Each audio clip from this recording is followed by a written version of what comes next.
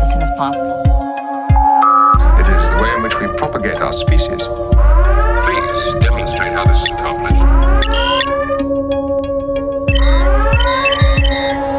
So, what's next? I don't know. Hi, welcome to Casual Trek, a Star Trek recap and ranking podcast. I'm Charlie Etheridge Nunn, a writer and a fan of the film Alien. Hi, I'm Mars Reed Lobato. I'm a writer, stand-up comedian, and my favorite space film is Flash Gordon, and also my oath of celibacy is on record. Oh, good. It's always good to be clear about that. Yup.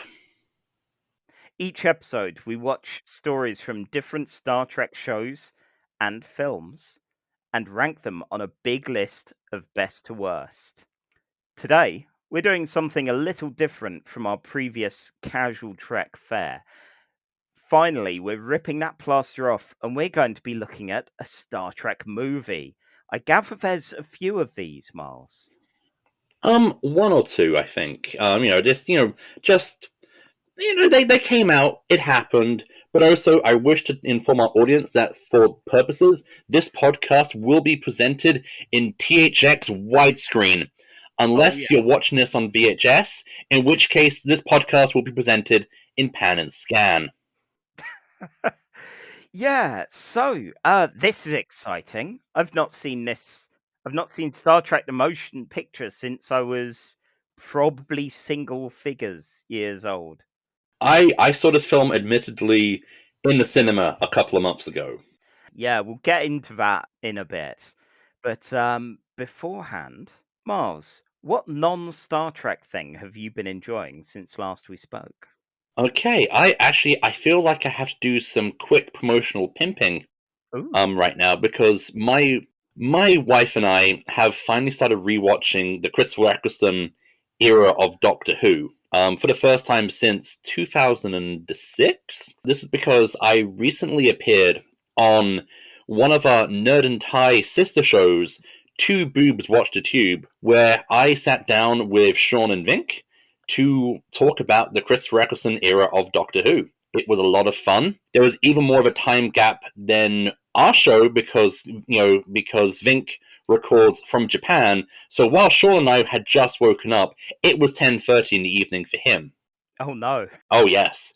The other non-Trek thing I was enjoying is I've started rereading Grant Morrison's 90s Leatherfest, The Invisibles. That's one of the things that was out before I got massively into Grant Morrison. So I've only read the first couple of volumes of Invisibles. Never really got round to picking up the rest. I read it fully, I think about 2007, 2008, and it's always been on my to go back to list. Since then, it's just taken till now. Nice. How's it faring compared to when you first read it? I feel I am a lot more politically in line with the comic. I definitely feel a lot more anger at the government and establishment than I did back then. So I want to go, oh yeah, cool. It's not cool. Like having the anger at them, cool. Them still existing and being like that, less so. Yeah. But yeah, what about you, Charlie? So I'm incredibly late for party, once again at something. And in this case, it's the film Everything Everywhere All at Once. Oh, that film was spectacular. Yes. Yeah, I knew it was going to be good. I saw it was finally on Prime and then just didn't get round to watching it. And looking for something to watch on New Year's Eve with my dad and my stepmother. They were faffing. I was faffing, as is always the way. And it's like, well, that's right there. Why don't we watch this? And I had no idea whether it would be the right kind of thing for them, as normally we do tend to watch trash, like entertaining trash, but still trash. And yeah, it was a fantastic ride for film. I'm sure most people listening have probably already seen it, and if not, you really should.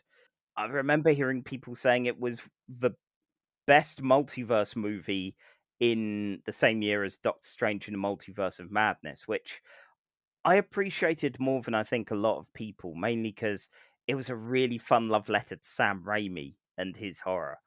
But yeah, they're right. This was better. I still haven't watched Multiverse of Madness. I've kind of dropped off the MCU train since Spider-Man Far From Home. I just kind of not really been in that same mind space. And I'll be honest, the MCU fanbase on Twitter is only slightly less annoying than the Zack Snyder cult. Oh god, yeah. But I would say that Everything Everywhere All at Once might be the most Grant Morrison movie that Grant Morrison had very little to do with. Yeah, actually. Yeah, that's probably a good shout. There's a bit less of some of Grant's kinks in there, but a lot of that kind of cosmic madness. And yeah, definitely appreciated it. And then I ruined the evening somewhat by putting on G.I. Joe Origins Snake Eyes immediately afterwards, as we we were wondering what else to watch, and it's bad. No, you should have gone for Swiss Army Man, the Daniels' previous film, because that's a fun romp. I still need to see that. It looks like good fun. It's surprisingly more heartfelt than a film starring a dead farting Daniel Radcliffe you would think would be. Good-o. And on that note, while we have teased you by saying we're going to talk about Star Trek the Motion Picture, we're actually going to talk about an episode of Star Trek the Original Series, which is kind of also the same plot as Star Trek the Motion Picture, just a little bit different. And that episode is from season 2, episode 8, called The Changeling. This episode aired back in the 20th of September 1967. It's written by John Meredith Lucas, directed by Mark Daniels, and the UK and US number one hits are both not great. They are Engelbert Humperdinck with The Last Waltz, which is proper your grandparents' wedding kind of music, and as satisfying as it is Oh to say, no. yeah, it's satisfying to say his name the same way it is to say Benedict Cumberbatch, but that's about all that it has going for it. And the US had Bobby Gentry with an ode to Billy Joe, which it's fine. Again, it's not great. There have been better odes. There's been better Odos as well. Yes, much better Odos, both in this and parallel universes. Right, so I've managed to luck out by only recapping an episode of the original series instead of the motion picture. So I guess if you sort out a timer. All right. Okay. Timer is being set. That's the timer being Oh set. my god, that was quick. Oh. You failed. You failed bad today. Oh my god. All right. Okay. All right. And 3, 2, 1, engage. So, yes, the Changeling. We start off with Uhura finding an unusual distress call, and Spock says there's no life coming from where the distress call's coming from. And something's coming towards him. It's shooting out a powerful bolt of energy. Time for everyone to tumble around the set, which is, frankly, always a joy. But not for the crew. Quick, tilt the camera. Oh, yeah. Tilt the camera. Everyone, quick, sharp left. Now right. Love it every single time. Anyway, these attacks are going to wreck the ship if they keep coming, and torpedoes are doing nothing. It's all looking a bit bad, so fine. Let's start actually trying to talk to whoever's doing this. Kirk radios over, and they send maths back. How dare they? This message, it's from something called Nomad, and its mission is apparently non-hostile despite the shooting. It wants to speak to them, and it's a bit too small for people when they're like, is this a ship or something? And no, it's way too small to beam anyone over to it, and otherwise they'll be, off in space, I guess. So best beam Nomad over to them instead. And I thought maybe it's a salt and pepper shaker, just not a Dalek type one. But actually, think about it again. This is kind of like a giant toothbrush, like a giant electric toothbrush, just without the brush part of it. It's a kind of probe looking device that dangles around. Like it feels like someone is dangling it from a bit of twine or a bit of like fishing line or something when it floats around. It's kind of fun to look at, but incredibly cheap. It floats around and it asks about the tour, it asks about where they come from. Kirk figures out, Kirk decides it's fine to say Earth solar system because it doesn't know where that is. And problem is, yes, Nomad knows exactly where Earth is and believes Kirk to be someone who's its creator.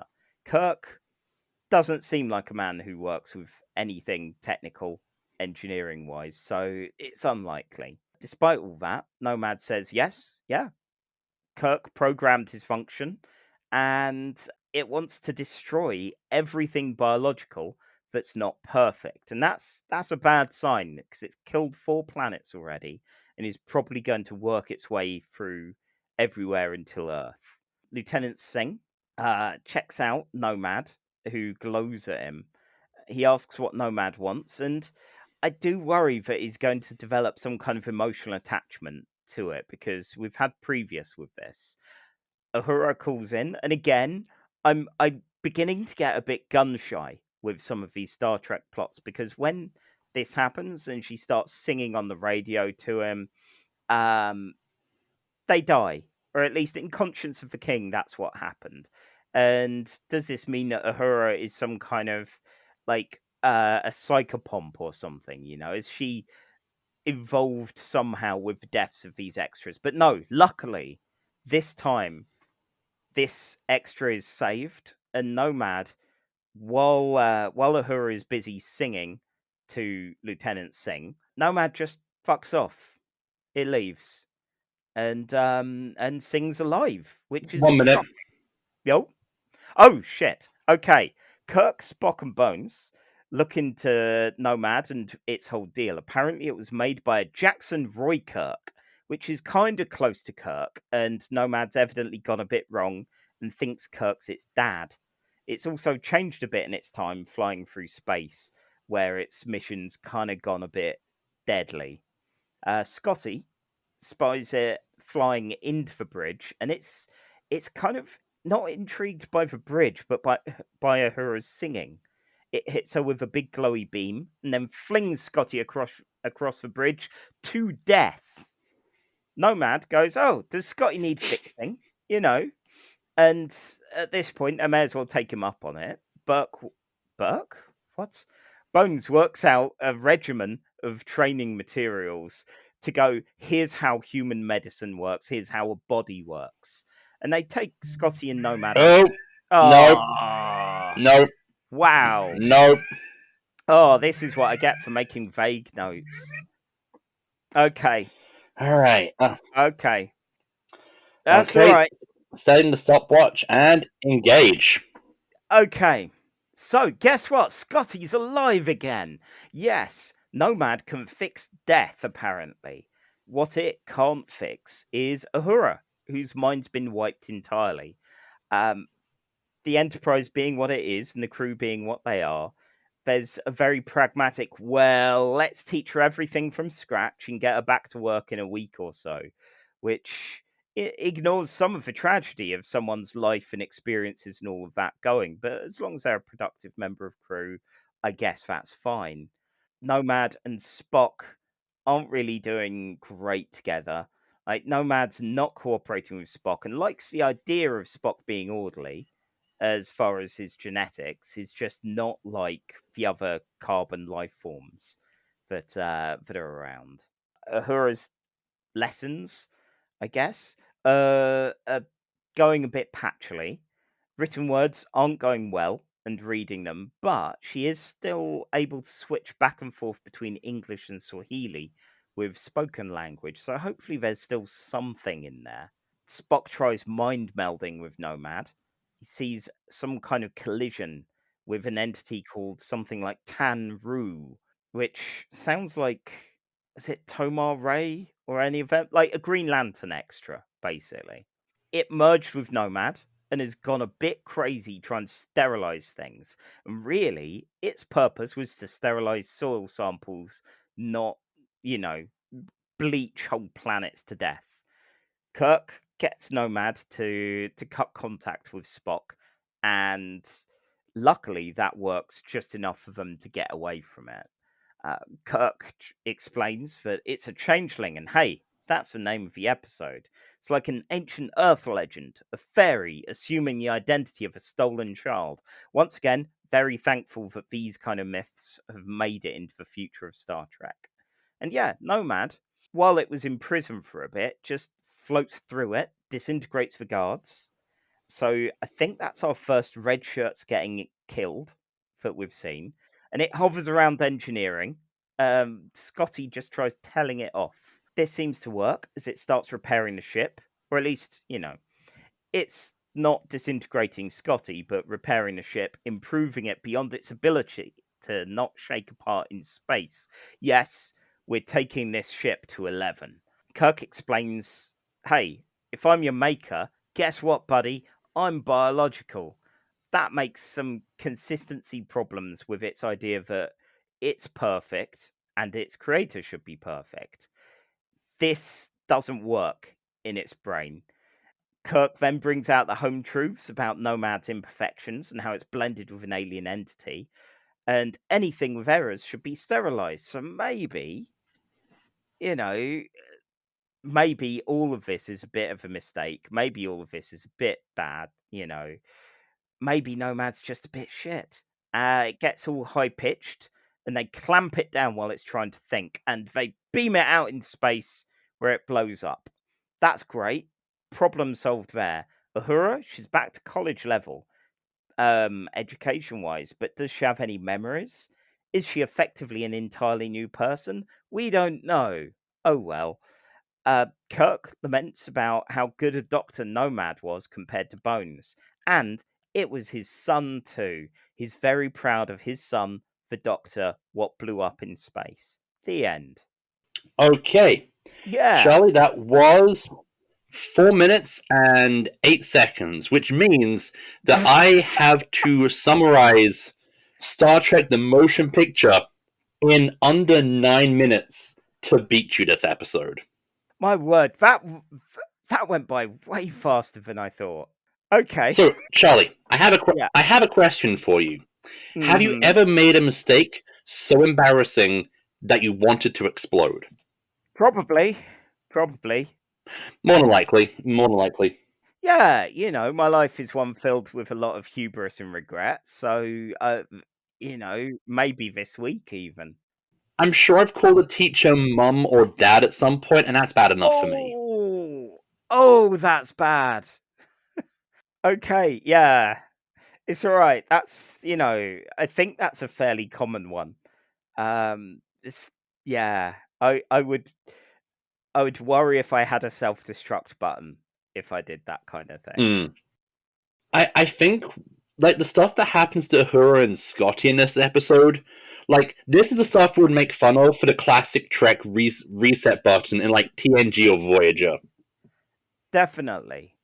It's like Scotty died and came back. What? Nothing was dealt with there. This is just another day for him. How many times has he been murdered on the job and resurrected? How many times has Worf just gone nuts and eaten someone? Like, this is the weird stuff Starfleet has to sign off on. Like, I am sure that, the reason why Starfleet Academy takes so long to get through is that they have to fill out all the non-disclaimer forms about what they're going to go through in life in Starfleet. It's like time travel, alternate universe duplicates, possible assimilation, death, having your memory wiped, getting turned into, I don't know, a salt deposit.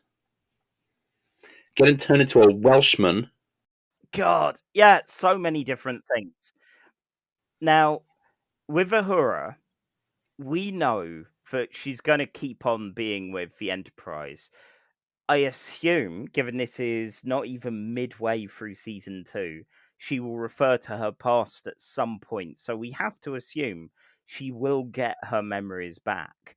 It's just how blasé they were about, oh well, she's been erased as a person. Oh well. Just educate the body and put it back in the bridge. Amazing. This just seems to have that 1960s, women be shopping that Star Trek kind of has until the 90s. And you mentioned on Messenger earlier, this is our first He's Dead, Jim. This is our first He's Dead, Jim. I think this is our first, like you said, I think this is our first redshirt death that no one really kind of talks about. Like, we had the guy who died in Catsport, but Kirk just won't shut up about him for the entirety of the episode. Like, he was everybody's mate. Oh, his best mate, whoever he was. Yeah.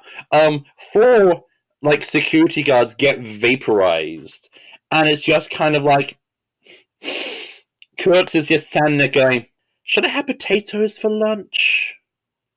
Maybe chicken? Like, Scotty was just thrown and brought back. These guys are disintegrated. There's no coming back from that. This feels like, I don't know, maybe Nomad was just losing it a bit with these organics or something. But yeah, that's quite the escalation. I was surprised that Lieutenant Singh didn't die, like you said in your recap. Yeah, I was prepared. I was making guesses. I was like, oh no, is this going to be the second time in a row where someone's on the comms to Uhura, she's singing and they're dead? Like, is this a trope that I'd not heard about? Last time it was a Kleenex bottle. This time it would have been death by water heater. Nomad looks so cheap. And I appreciate the cheap tech, but my word, like, this looks cheaper than most. It belongs in a Doctor Who episode. Okay, no, okay. First of all, I will not abide that slander. Oh. I will definitely say this is more Tomorrow People level of cheap. Wow. Okay. Okay, this is where I'm gonna be like prove myself to be a bit of a hypocrite. Like, when Doctor Who does cheap, I will just kind of wash my hands, go, yeah, it looks cheap, but it's Doctor Who. When Star Trek does cheap, I'm like, that looks cheap, and I'm gonna mock it for all it's worth. See, and that's what you get for being a more casual fan of Star Trek than you are Doctor Who. Yeah, this is like, this one's decent. It's right. Admit, like, I'll put it this way: I watched the first half of this episode. I'm starting to try again with going to the gym, on a regular basis, and the first half of this episode, I was able to watch at the gym while I was doing my workout and my biking, and not lose anything. Second half, it cut out. The Wi-Fi on my phone cut out, so I had to go home and finish it. Like, yeah, it's fun. I think we've reached that point with Star Trek where the writers that we now have consistency in how the characters are going to act. So we've reached that point where we don't have that weird rough period where everything is new and strange. And so we can just get these guys in a story. Kirk, I think it's also a first for our show. Oh. I think this is the first time we've had an episode where Kirk gets to whip out his famed, like, Kirk verbal jujitsu to make computers destroy themselves through the power of Kirk telling a computer that they're wrong at stuff. Yeah, I don't think we've seen that yet in any of the episodes we've covered. So yeah, it's definitely more competent than some of the ones we've seen. It's also still fairly shaky looking. And I admit, the format of our show does a very good job of providing this in contrast and comparison to the motion picture, which we'll get to shortly. But this doesn't do well specifically compared to that. No. It also doesn't help that the way Nomad talks about imperfections and intellect, it sounds like a lot of people online who really like the word of Jordan Peterson. Yes, yeah, there's definitely that kind of weird Petersonian vibe coming from it. And Yeah. you don't want that really. Um, even from a No. I can imagine Nomad reading out the tweets of Ben Shapiro, and it would sound in character for it. Oh my god. Are people like your Shapiros and your Petersons similarly faulty in that they were just meant to sterilize dirt and went really severely off script? Like maybe Peterson was just a tidier room guy, and that went increasingly insane. It's like he only had that one thing to do. He got tangled up with some kind of space entity and went from maybe wash your dick to let's create some kind of weird Christian like tradcath state sort of thing, and crying when someone asks him to define a woman. No, I think Jordan Peterson is a Roomba that accidentally sucked up a psychology PhD. Oh, you need to make sure that doesn't happen. You avoid the warrant. Like I at the same thing time, I think Ben Shapiro is a Roomba which sucked up a copy of How Not to Pleasure Your Wife and made that his entire personality. On that wonderful note, we should probably move on and have a look at our big list, our ever-growing list of best to worst Star Trek episodes. And this is our list of currently 29 items, starting with the number one, the best that we have seen so far in Star Trek is Deep Space Nine's pilot, Emissary. Happy 30th birthday to Emissary, which, as we're recording, has just passed 30 years since it aired. At the midpoint, Oh, we've God. got, at the midpoint, we have the good Enterprise episode, The Andorian Incident. And then right down at the bottom, we have the worst so far, the worst Enterprise episode, Future Tense, which does a bit of Doctor Whoing, but Merry Christmas, Miles. yeah, my Christmas gift to you. I hope you enjoyed it. It's the worst thing we've seen so far. So the good news is, I think Changeling is vastly superior to that. My eyes first set on Space 19, which we have for the original series Cat's Paw, which similarly I enjoyed, and I think like I really enjoyed the spoopiness of that, which helped flavor what was going on. I think what above that. As we all know, Mm, Cat's Paw is my cat Willie's favorite episode of Star Trek. He did pass me a note earlier to oh say yeah. that the Changeling is his least favorite because Nomad reminded him of a vacuum cleaner. Oh, that's fair. Okay. So, We'll have to update the so list. right now on the list of the ship's cat, this is definitely the worst episode of Star Trek. Okay. But for us humans, ooh, is this better or worse than Encounter at Farpoint? Oh, the classic question. So Encounter at Farpoint's at what, place 21? And it is iconic. Yep. It is um a very good episode for getting those kind of points across about who are each of these characters, what are their one defining traits. Um I think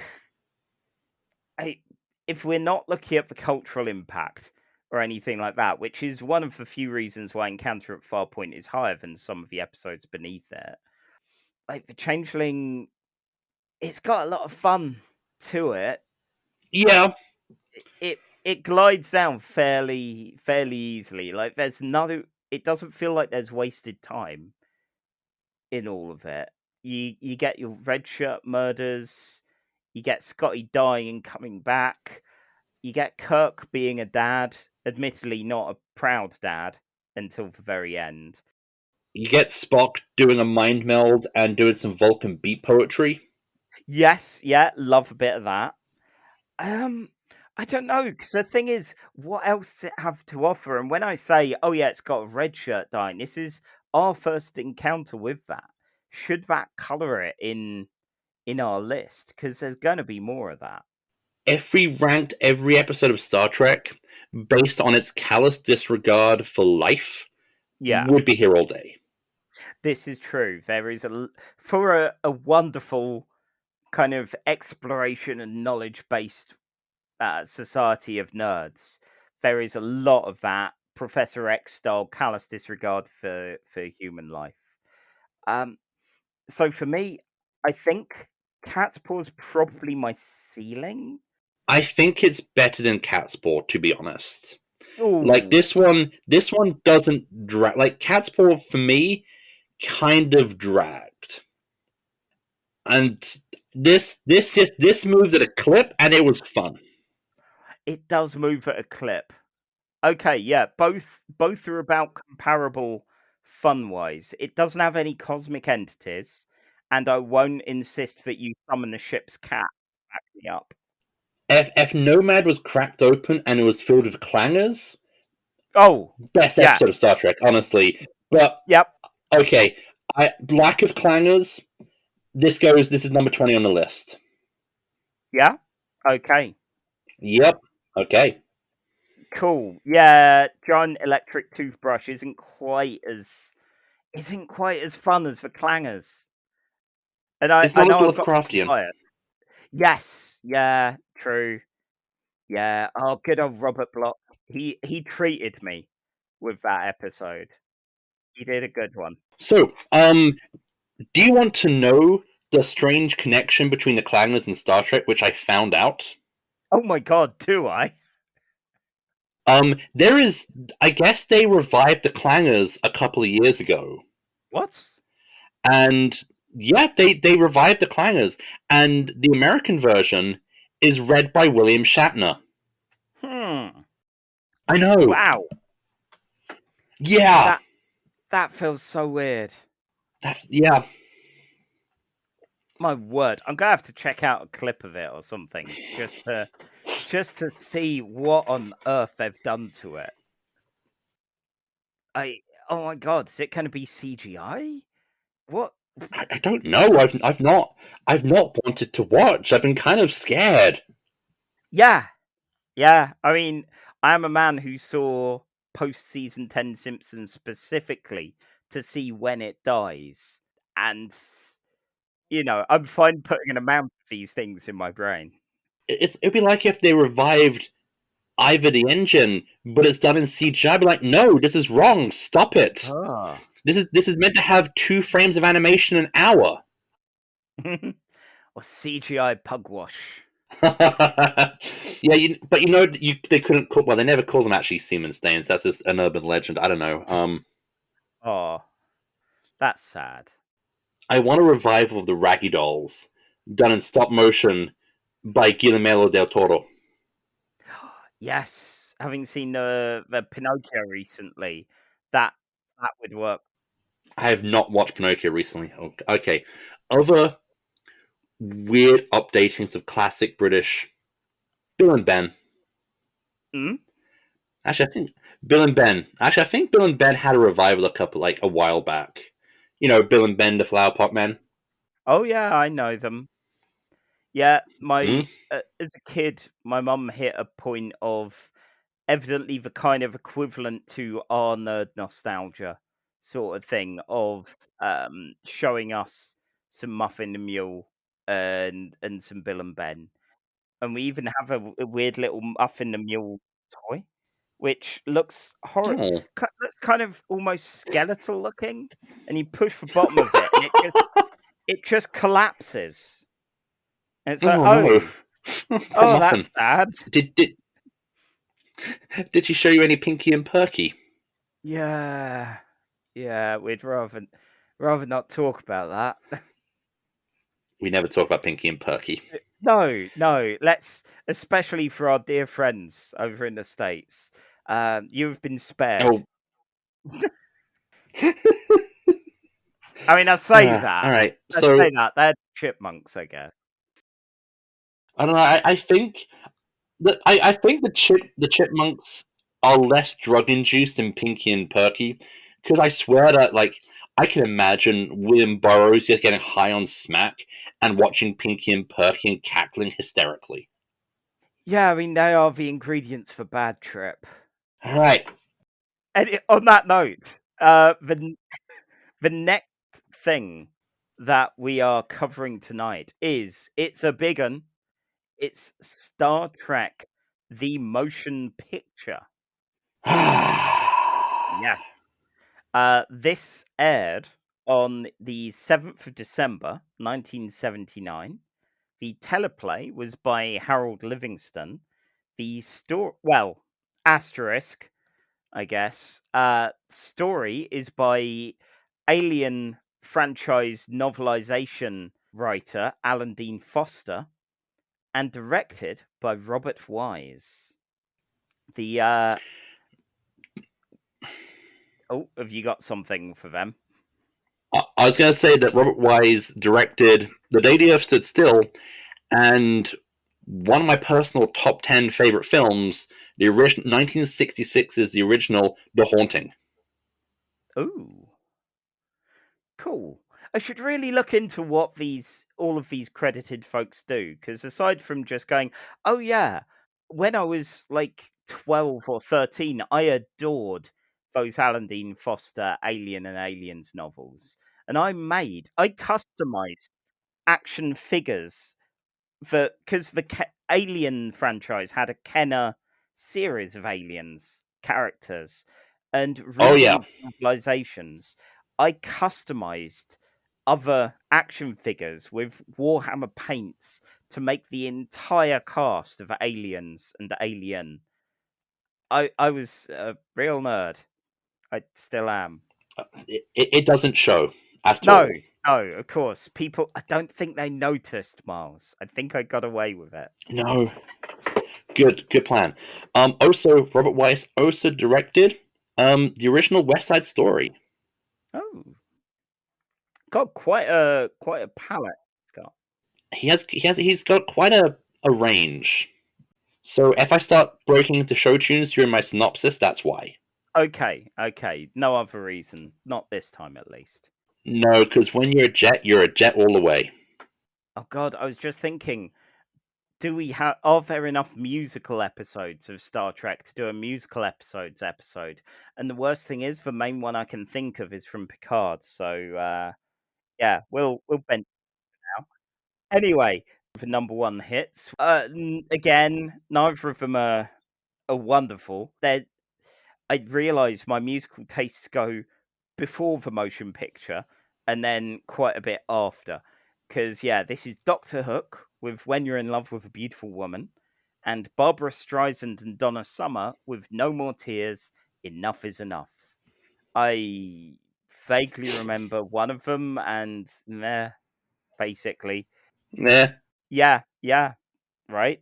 So, I figured, unless you're feeling very confident about hitting a 5-minute deadline with this, I know there's a lot of slow, lingering space shots that we would do like we did for the pilots and go for 10 minutes and see whether you can express all of the things all that people should know about Star Trek: the motion picture.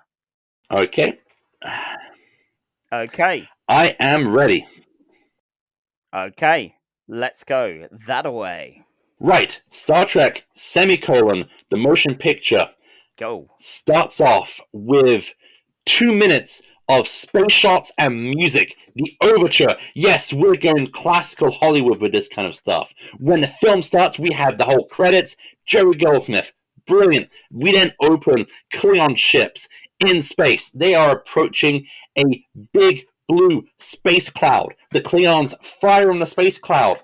The cloud fires back, disintegrating the three ships immediately.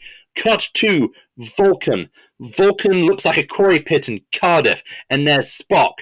Spock's kind of grown his hair out to be kind of hippie locks, and he senses something, a presence. He's actually there for the Kulnar ritual to purge his remaining emotions. He has tried, but the ancient monk senses the curiosity he feels upon sensing this blue cloud and tells him, nope, you have failed Kulnar. Get out. Cut to a space station and a guy outside in a spacesuit. The blue cloud is approaching the space station. News about the cloud has reached Earth, where now Admiral Kirk is going to a meeting with the rest of the Admiralty. It turns out that they're going to launch a mission to find this blue space cloud, and the only ship in the sector is the Enterprise, which is just being finished being retrofitted after its 5-year mission, under the command of Captain Will Decker. Kirk speaks to the new Vulcan science officer, Zon, who, in the original Phase 2 episode this film was based on, would have been the replacement character because Leonard Nimoy weren't signing any contracts. This character, Zon, a full Vulcan, will be an important, integral character to the future of the franchise. Kirk goes sees the Admiral and promptly gets his command back. No one tells Decker. Meanwhile, the Enterprise, the transporters aren't working, so Kirk and Scotty are gonna have to fly over in pod, and fly over they do, for about 10 minutes of lingering space shots, which, okay, on the big screen, looks beautiful, but, you know, it takes up time, and it's 2001 A Space Odyssey slow. Oh, it's beautiful. It's beautiful, but it's masturbatory. They dock on the Enterprise, and Kirk finds Decker and promptly tells him, look, Decker, I took your job. You can be second in command. And Decker's like, son of a bitch, you just want to be back and behind. You just want to be captain of the Enterprise. And Kirk's like, I ain't saying nothing. They just need the last few members of the crew. Zon attempts to transport over with another officer, and it goes horribly wrong. And they die, just to show to you that space is dangerous. Meanwhile, the navigator, a bold Deltan called Ilea, steps onto the bridge and says to Kirk that her oath of celibacy is on record. Looks like she knows what Kirk's like.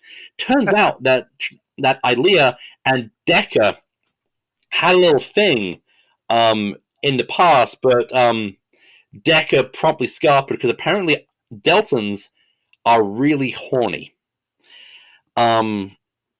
Kirk gets Bones on board, who gets transported with a fantastic 70s sex god beard and a medallion. When he appeared on the big screen when I was watching it, I couldn't help but shout out, is his oath of celibacy on record? Oh, you know it isn't. Oh, you know it isn't. So meanwhile, with Decker taking over as replacement science officer and second in command, the Enterprise leaves and warps ahead. Something goes wrong with the warp, and everything gets really slow. And then a rock appears in the warp tunnel, and Kirk orders the phaser, and Decker goes, no! Belay that phaser order! Use photon torpedoes! Because it turns out that how the ship has been retrofitted, the phasers wouldn't have worked, which Kirk would have known if he'd actually done the reading on how the ship's been retrofitted. Kirk don't read. Kirk can't read. Kirk is apologetic to Decker for daring to, undermine his command in a crisis situation. And at that moment, a Vulcan shuttle arrives containing Spock, who has dressed like he's just recently left a Vulcan Renaissance festival. Yeah. Spock seems colder and less emotional than he did before, and he gets reinstated as science officer, which means that Decker gets demoted twice in one film. Hope nothing bad happens to him the rest of the film. Spock gets the ship fixed, and they head off towards the blue cloud. Spock tells Kirk and McCoy that he felt an emotional connection with this blue cloud and wishes to investigate it further. McCoy is kind of suspicious about Spock's motivation, worried that he might put his own scientific curiosity beyond the safety of the crew, and the Enterprise approaches the blue cloud. Oh yes, I forgot about the space station. It got disintegrated, and that poor guy outside probably stuck there. Hopefully someone remembered to taxi over and give him a lift, because otherwise he kind of dead. They reach the outskirts of the blue cloud. It's massive. It's big. It shoots a lightning bolt probe at the Enterprise, which damages it, and it's the damaging from an alien scan. The Enterprise goes in further and further, and it turns out that the blue cloud isn't just a cloud, it's actually a gigantic, big, bloody spaceship, which just has a blue cloud around it. They can't sense any life in there. A second probe attacks the ship. It disintegrates one guy, and then disintegrates Ilea. Oh no, Deck is having the worst day of his life. I mean, she is too, admit.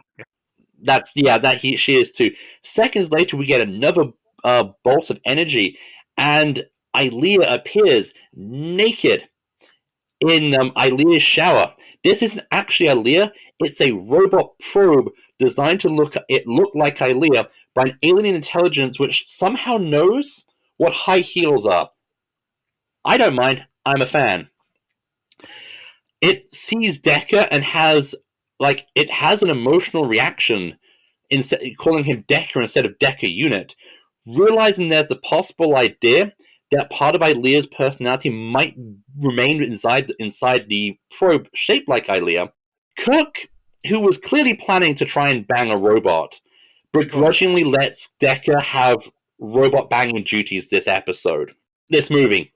Meanwhile, Spock takes a spacesuit and goes out to investigate further, flying through an entrance which looks like a giant space sphincter.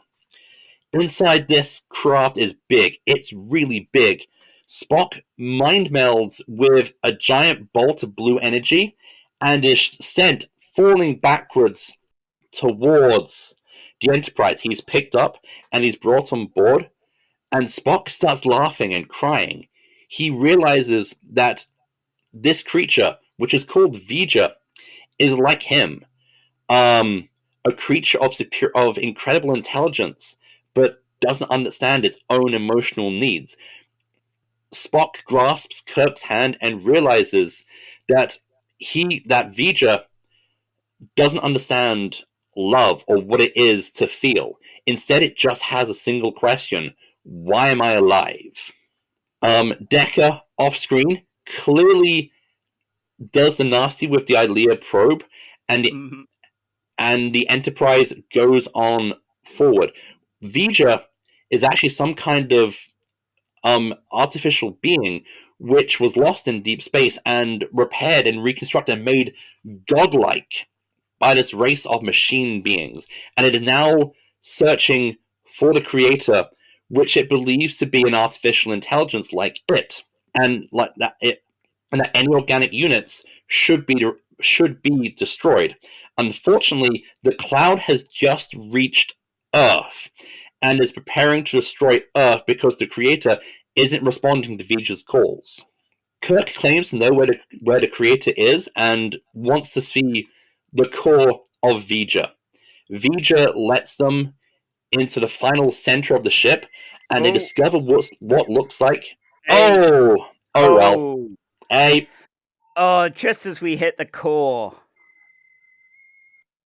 Still, in my defense, unlike, it took me this long to go for a film and not a 50-minute episode of television. Wow. Oh, such shade. Okay. Let's see how long it takes you to do the rest of it. I'm hoping at least 4 minutes and 9 seconds, but we'll see. All right. Right, go. We'll see. So, they get to the core of Vija, and they find what looks like an old NASA probe. Wait a second. What's this? Under this burnt-off lettering. Why? It's not Vija. It's Voyager. Voyager 6. It turns out that there was an ancient NASA probe mission which must have fallen through a wormhole or something, and was damaged and lost and found and repaired, and it's gained so much intelligence, so much knowledge, that it is literally godlike, and now it's returned to Earth to give the creator all the information it wants. But it won't let Kirk get the information. It won't let Kirk access via the computers. What Vija has done, it wants to merge with its creator. Whereas Decker and Kirk wanted to bang a robot, Vija wants to bang a human.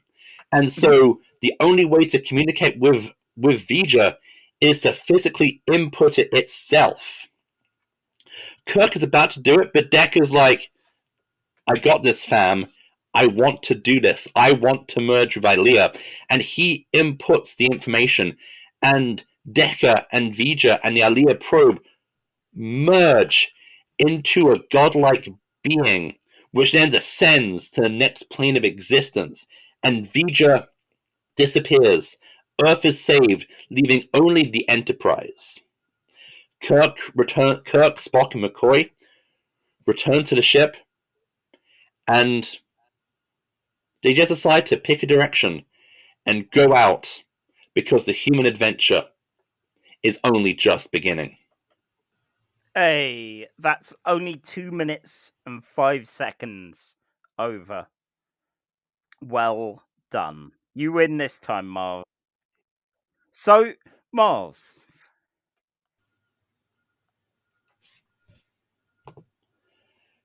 Charlie? Alright, fantastic. You're back. I have no idea what happened there. Okay, just so you know, you were gonna have like 50... When I realized that you disappeared, there's about 50 seconds of me badly singing Star Trekking, so you may want to try and keep that in somewhere. Yeah, I'll probably put it at the end or something. Who knows? Okay, good. Okay, so just so you knew, you cut out at the words, what the fuck? So, Charlie, if you would like to finish that sentence. I would very much. Miles, what the fuck is up with the uniforms? For a film that was so pretty, I was so distracted with how ugly the uniforms were for this entire film. I feel like some admiral's son designed them, and they had to accept them or something. I think this is brutalism in fashion format. Because, like, this film looks spectacular. The space scenes, the special effects, the sets look amazing. Lovely. The uniforms look crap. They look like the low-level workers in a dystopian science fiction. They look like extras in an episode of Blake 7. Oh my god, they look like the crew in some amateur theatre production.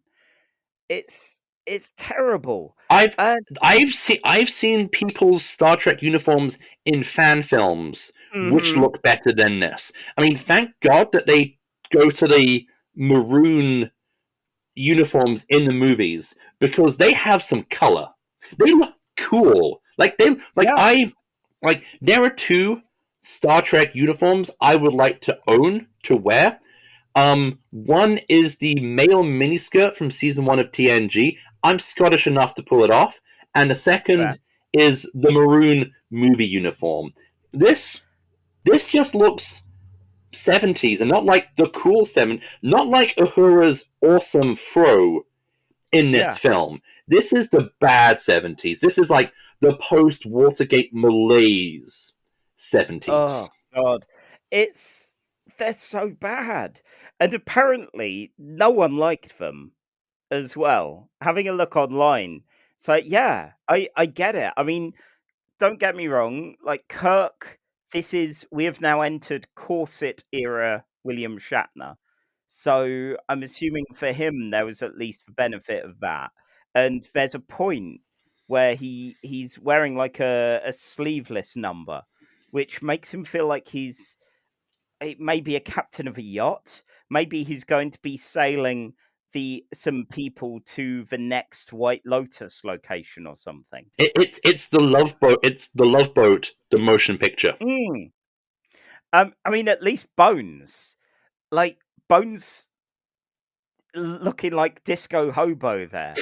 He reminded me of one of my customers when I was working in a comic shop.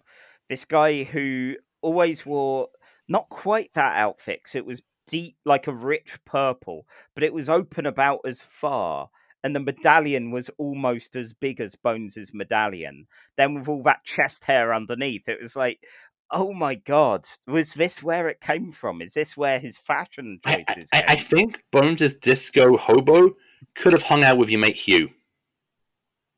Yeah. Probably. Yeah, I mean, maybe, I don't know.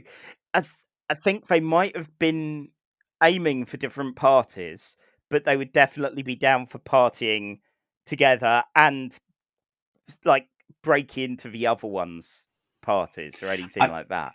Okay, I want to talk about Shatner for a second. Okay, just one. Okay, first of all, there's a really interesting, fun game to play with this film, which is freeze frame it anytime Shatner is on screen with James Doohan, and try and rank on a 1 to 10 scale how much Doohan is clearly weighing up how much his career will be ruined if he punches Shatner right there and then. It is a fun game. Oh. Second, do you think that Shatner picked up in the script that Kirk is kind of a dick in this film? I don't think Shatner's ever realized that. Because I think this is Kirk at his most unlikable. Like, Kirk is a bullying jerk throughout most of this film. Yeah. Like Decker has a really shit time of it. You know, being merged, like being physically obliterated and merged with a kind of, an ancient probe that we sent out that has achieved some kind of self-awareness is a high point for him. And that's a bit sad. No one told him. No one told him he was being replaced. And you could see most of the crew knew. They're like, hey, yeah. Back, we knew it. Like this. Oh fuck! No one told him. It's this great moment when Star Trek: The Motion Picture turns into an episode of The Office. Oh, I would love to see those cutaways. Like, this needed like George Takei just doing a Jim from The Office style mug to camera. Oh, you know he would. Like, Sulu would be all about that. And yeah, so he does that, and it's like, fine, you're captain now, I'll do the science. It's like, wait a second, we got Spock back.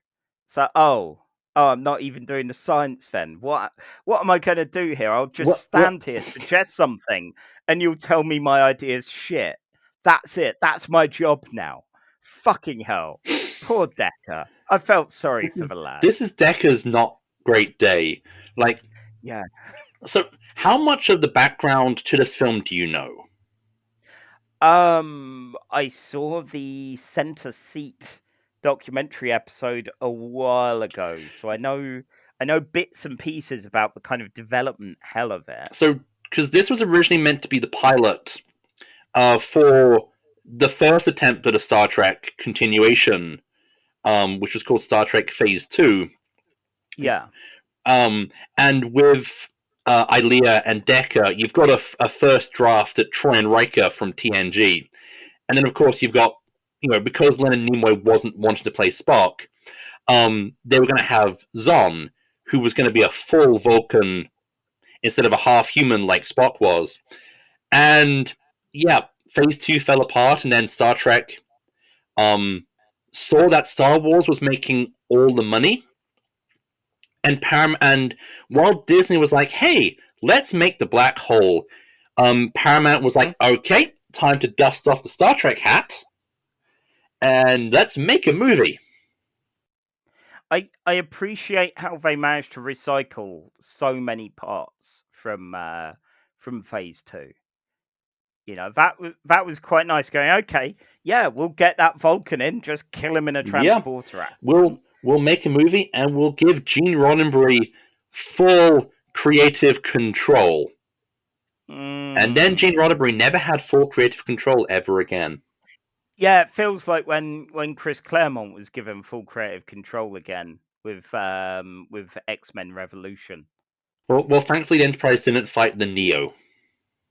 Yeah, God, I'm about to read that as well. Oh, it's going to be rough. Anyway, yeah, so they made some choices with this, and despite how it sounds like it was a real clusterfuck behind the scenes, they made a very beautiful movie when you're not looking at the uniforms. Yeah, like this film looked amazing on the big screen. Like, there were so many little details that I've never seen before on TV. Like, when the Enterprise is leaving the space dock, there's a little guy who's just kind of in a spacesuit who's just kind of waving on one of the support gantries. Oh, wow. I saw it on a big TV. Like, we've not got the biggest kind of thing out there, but it is a very nice, very big TV that it was watched on, and it's a rare time that I exposed Emma to some Star Trek, because I realised I can't keep in good stead in this relationship and show her episodes of Enterprise. Yeah. So I try not to expose her to too much Trek, but this, and like watching it on that screen and going, I am like retrospectively so jealous of you for seeing this in the cinema, because as long as it was, and frankly it feels long, but it's nothing compared to your modern movies. No. It's what, 2 and a bit hours, and you go, like, I was never, like, I wasn't bored so much as there were some moments which felt like a good kind of just immerse yourself in how utterly massive that alien ship was, or the glory of seeing how much work they've put into that shipyard. We both like Star Wars. Yeah. It's not my main fandom, but yeah, I like it to a casual sense. I feel that in many ways, Star Wars kind of ruined science fiction cinema for a good chunk of the 80s and 90s, because a film like the motion picture, which is more like 2001: A Space Odyssey than it is than The Changeling. Yeah. We really don't get these kind of movies, which are like big. Like, I think the closest to this might be Interstellar, that we've had in a while, where it's this big visual spectacle, which is, high on ideas and concepts, and kind of up and down on emotional arcs and through lines. Although there are some great emotional moments in Interstellar, we just don't get these big object in space movies as much as we really ever did, because a lot of a lot of these 70s space movies before Star Trek and Star Wars look cheap. Like, that was the one. Yeah. That's the big pioneering thing. Like, with Star Wars, it wasn't just like the universe or the concepts. It was that you have these big, amazing looking special effects, which have this sense of verisimilitude. And just seeing this on the big screen really makes me appreciate that you really have to see some of these films on the big screen. Because if you're watching this on a TV, when you can fast forward or you can rewind, the film's not going to play the same. Because your attention, you can get up and leave the room. Whereas with this film, you're sitting in a big cinema, you're watching this massive alien voyage, and it's breathtaking. Like, this is honestly, of the Trek films, of the classic Trek films, this is really my favorite. I mean, this is one of my least seen ones.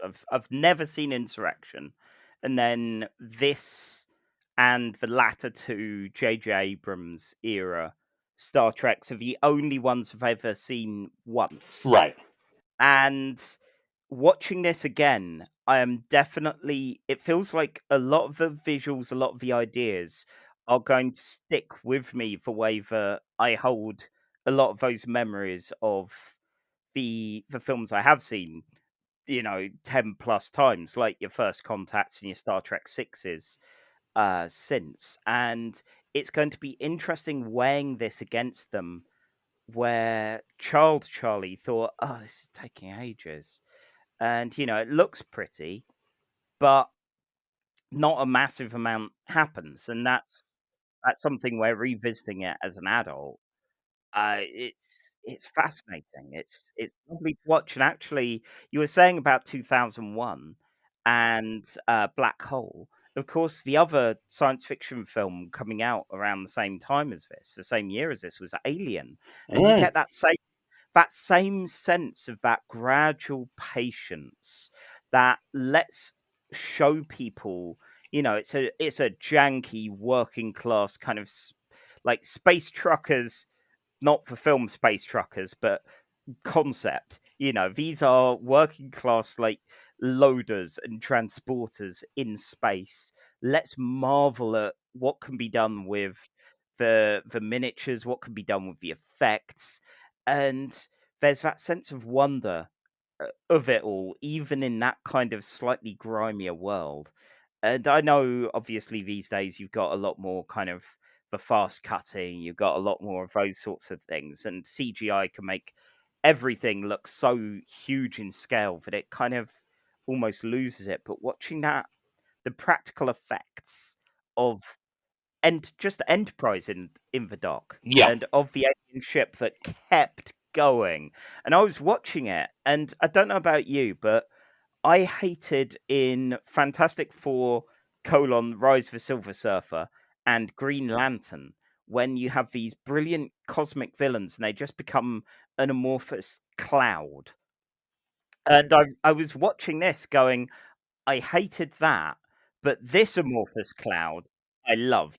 This amorphous cloud looks interesting and weird and enticing. And even though it had the kind of, again, these days I'm a lot more just give me a smaller stake. I don't need everything to be world ending, reality destroying, whatever. This, I feel, gets away with a lot more of that. When I talk about this film with people, I always say it's a really good piece of sci-fi cinema. As a Star Trek film, it's kind of pants, and I definitely see why they went for a more for a less big ideas scope with the films going forward. Yeah, it feels like an interesting one of going, okay, your first film was this Earth-destroying cosmic entity from some kind of machine race that's descended from us. This is a massive idea, massive scale. The future ones do seem a lot smaller and more personal, at least for 2 and 3. They're definitely more adventure films. Yes. Yeah, and I wouldn't say they suffer from that. This does feel like it's got the headiness of a Star Trek episode. It's just... But you could honestly take out the cast and replace them with generic space characters here, and you would, for the most part, get really the same film. Like, Spock has, like, the only character who really has a plot connected out of our main central cast who aren't going to end up dead at the end of this film. Yeah. Only Spock really has a connection to Vija beyond it being, this is Tuesday for us. This is the big thing we're dealing with this week. And he sees like the end point of himself, of a creature which is which is pure logic and intellect, but no heart. It's an interesting one with Spock, because I think they would wrap up his Colin plot a bit differently, possibly in a modern film, and go, aha! He has defeated the foe, therefore now he has to go back and pass it, rather than, he starts out flunking from Vulcan Vocel kind of ceremony by going, oh no, you got some emotions, you're curious about this sentient kind of thing off in the distance. So he, like, when he heads off, him lying to folks about it is gloriously understandable. That kind of, oh yeah, I'm done with my work there. It's like, yeah, because you dropped out. I don't know. It's interesting how it was left like that, rather than that sort of Campbellian kind of, aha, I've vanquished the thing, now I get the treasure, which is to be completely emotionless. So yeah, it was an interesting journey for him, and I'm quite pleased he had a bit of a haircut. It was looking a bit kind of... He looked like me during some portions of COVID lockdown in 2020. Yeah, no offense, but yeah, he definitely had that vibe going on. And it was interesting seeing Vulcan as well. This is my first time seeing it since we started, and I know we see it in the original series, but it looks like a bit of a shithole, to be quite honest. I guess when they've got so many intellectual pursuits to be doing, agriculture is not going to be one of them. It depends. There might be some kind of mathematical beauty in flower arranging. True. Oh, that was one other thing I really liked with this.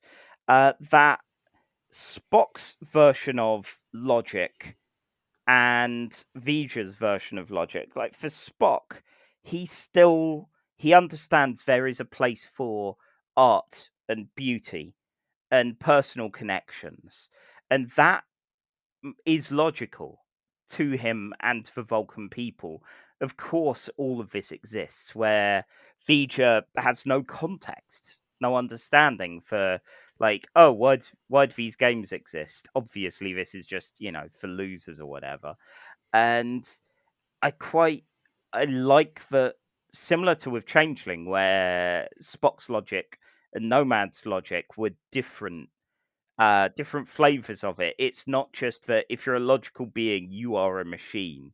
If you're a logical being, you see no purpose in art, in play, in any of those kind of things. It's like, no, we understand more of the sentient, human, Vulcan, whatever experience. And that was one of those things where, much like Klingons can sometimes seem like a monoculture, Cardassians, all of them, the same goes for Vulcans, where far too often they are just, I will be the joyless species. So yeah, there was that as a nice little reminder. But yeah, it was an interesting first glimpse into what Star Trek does with films. And it'll be a little while before I get exposed to a Star Trek I've seen 0 or 1 times.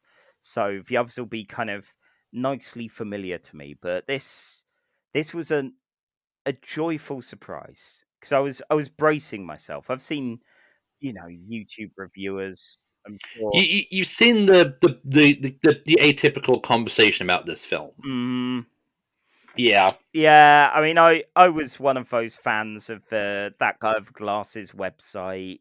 I saw too many of those kind of reviewers sort of things. I'm sure I saw enough snarky put downs of this, and yeah, just to experience it was a bit of a joy, really. Again, uniforms distractingly bad, and like, I reached a point where Emma and I, 'cause she was watching this with me, we were saying the colors don't do anything with rank. It's the background of the patch that has the Starfleet insignia on it that says where you work, and none of those, well, almost none of those have context to any of the ranks elsewhere. Like, it must have just been a rough year or couple of years for them all in Starfleet going, okay, yeah, we change our uniform every few years. That's nice, shakes things up a bit. What is this? Like, was there an excess of this fabric? Like, was the Enterprise being hazed? This is that period of time where, whoever the designer was, this is clearly even in Utopia, you still have people who rush it on the Friday. Yeah. Rush the design on the Friday to get to the pub. Yeah. What are we doing for the uniform? Scribble, scribble, scribble. Job done. Let's go. There we go. Clock off. Job done. Apparently, I guess the costume designers of the film saw Space 1999 and thought, let's have the color scheme look like it could be watched in black and white and lose nothing. God, I swear. Some of these things. Yeah, it was interesting seeing the look of the Enterprise as well, given what we've seen both in the TV show and in the later films. It lacks a level of warmth. I know the TV show has a kind of bright color palette anyway, and the next gen Enterprise has that kind of wood finish executive suite kind of look. I think the Enterprise as seen as seen in the motion picture is kind of going for what they're going to finalize in next gen, where this isn't a spaceship. This is essentially a community center in space. Yeah, there are a lot of touches where you can feel that they're beginning to feel out what will become next gen. In fact, I completely forgot that they used the next gen theme tune. No, next gen used the motion picture theme. Yeah, if you look at it in linear time, fine. Oh, okay, Cisco.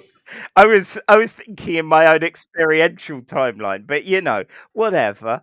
Apparently they use it in multiple films, which again I've no memory of, but that theme tune is just Star Trek to me. TNG. And evidently this is why, because it's not just TNG, but it's for films. And I didn't see the original series, but I saw the hell out of those films. So yeah, it's fascinating to see that. Yeah. And now the most fascinating question of all. Okay. Where does this go on the big list? Oh, I thought you were going to ask if my oath of celibacy is on record. I can take as a given that it is. Obviously, we're doing a Star Trek podcast. Anyway, yeah, God.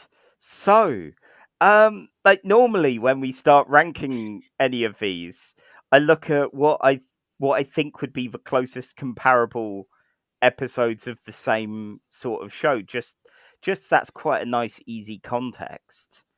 But this is a bit different because this is the film. So what I'm going to do, let's start off the bidding here almost. How do you think this fares to the cage? So I'm aiming high here. Like, this is top 10 territory. I definitely think that this is going to be in the top echelons for now. It's definitely going to be up there. I think it's better than the cage. Yeah. Okay. Like, I guess our best original series is Trouble with Tribbles, which was a real joy. It didn't have the terrible uniforms. I I like this film. Yeah. I don't like it that much. No. Trials and Tribulations?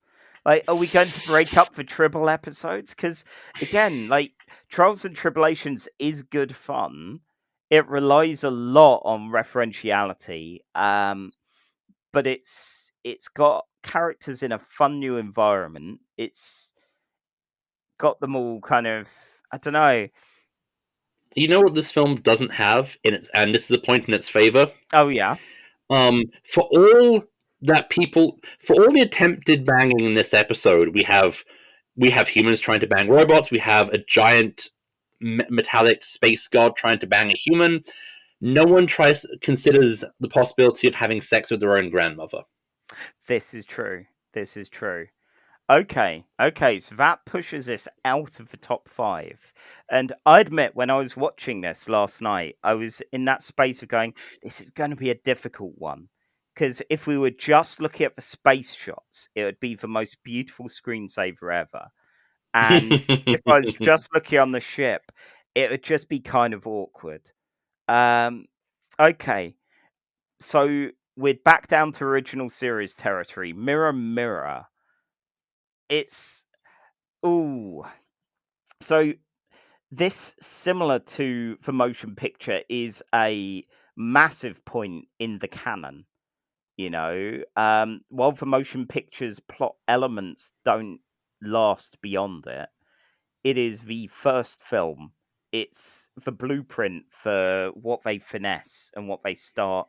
You know, I think it's Star Trek 2 probably that they start getting into the swing of things. So I don't know. Is this lower than? I think this might be lower than Mirror Mirror just for that, just on that merit. Oh, this isn't fair, because you're putting up one of my favorite movies against one of my favorite episodes of classic Trek, which is The Conscience of the King. I know. See, if it's me, and not sound ungrateful for your gifting of The Conscience of the King to me, in our previous episode, I'd probably put this above Conscience of the King. But I'm also willing to accept any arguments otherwise, because people look good in Conscious of the King. I would have to put this above The Conscience of the King, even though, well, they're both films where Kirk is obsessed to uncharacteristic degrees. He just comes off better in The Conscience of the King, but the motion picture has everything else. Oh my god, it does. It has just a lot, really. Okay, so that's our new number 7 on our big list. This means we are up to 31 entries on there. And yeah, that feels like a good place for it. I'm going to be curious to see where the rest of the movies fare on this list, because there are some that are just, I don't know, feel like my childhood almost. And yeah, some which are going to be real bottom shooters. I'm expecting Into Darkness to hit that broken bow future tense sort of I think we should just put Nemesis at the bottom now and save ourselves trouble. Oh, you know we can't do that. We are yeah. The pact we have made. Look, I have watched Star Trek Nemesis once, and I have begrudgingly agreed that I'm going to have to watch it a second time. God, I think I might have seen it 2 or 3 times. Definitely at least 2. It took me COVID. Huh? It took me COVID and having $2 in my wallet to watch Star Trek Nemesis. Wow. Okay, amazing. I'm very excited for that episode now.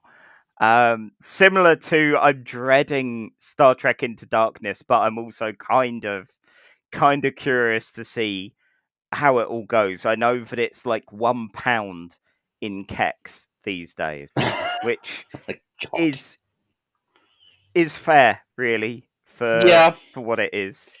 It's a gratuitous waste of Buckaroo Banzai.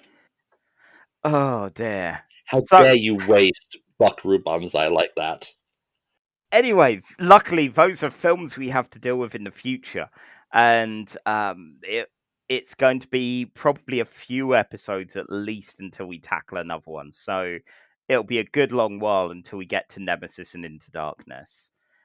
For us, we have to do now is to wrap up the show. So um, if you want more casual Trek, keep subscribed to this. Well done. We love you for that. If you want to pay us, if you want to fling us some money to help justify our Paramount Plus subscriptions and hopefully in time make this a better podcast, but also if you want us to cover specific episodes, then go to our Ko-fi.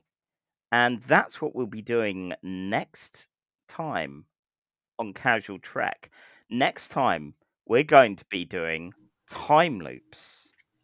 And next time, we're going to be doing time loops. And next time, we're going to be doing time loops. And next time, we're going to be doing time loops. And whatnot. You get the idea. Time loops. And time loops we'll be doing next time. Yeah, love a good time loop. And guess what? We'll be doing time loops next time. And next time, time loops. So yeah, aside from that, and outside the show, you can find me at Who Dares Rolls, where I talk about indie RPGs, skyshark.itch.io for my comics and RPG supplements, and Faith's Tales, where I write some bits and pieces about RPGs, comics, and any show notes from this. And what about yourself, Mars? Well, you can find me on the Elon Musk hellscape, that is Twitter, at @manmiles, or you can go to my newly established blog, mareadlabato, all one word, .wordpress.com, where I have opinion pieces, I post book reviews, and at the time this episode airs, I will be serializing my 2010 novel, Shadow of the Necronomicon, and hopefully I won't have died of cringe by the time this episode comes out. I am so excited to read that. I am unnecessarily excited. It's been cool seeing you having a blog up, and this is a project that I've done NaNoWriMo. I've exiled dead drafts that should not see the light of day. I am so curious and so tickled by this idea. So yeah, everyone check that out. We will also put links in the show notes to this. And yeah. And also you can follow us on @CasualTrekPod on Twitter. And will we have a Casual Trek presence on Mastodon? Possibly, but we have to work out how Mastodon works. Yeah, I still don't understand Mastodon, and while I thought I was a real social media addict, apparently that's my hard limit. I have a Mastodon account. I don't know how it works. Oh yeah, I've got one. I've had one for a little while since the last attempt at a Twitter exodus. I just it's too much effort, and apparently that's it. That's my breaking point. I'm on Hive as Sky Shark and Twitter as Charlie_EN, but yeah, I will post sporadically there. Oh, and apparently I still have a Tumblr account. I'm Faked Tales on Tumblr. I think I have a Tumblr account. I can't remember. Yeah, Tumblr was so long ago. I know it still exists. Is it too late to start a Casual Trek page on LiveJournal? We ought to try. So yeah, you can find us on LiveJournal, and yeah, so that's it from us. Go do a Starfleet, and next time we're doing time loops. And next time we're doing time loops. If you think we're being annoying now, just you wait. And if you think we're being annoying now, then just wait. And next time it's time loops. And live long and prosper. and have a jelly baby, because next time it'll be time loops. There we are. I think we have chased away our remaining listeners with that.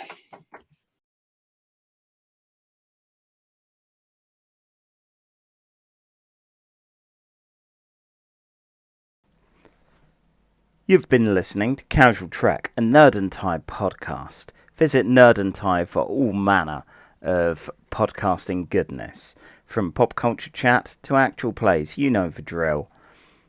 Casual Trek is by Miles Reed-Lobato and Charlie Etheridge Nunn, edited by Charlie Etheridge Nunn, and theme tune by Alfred Etheridge Nunn.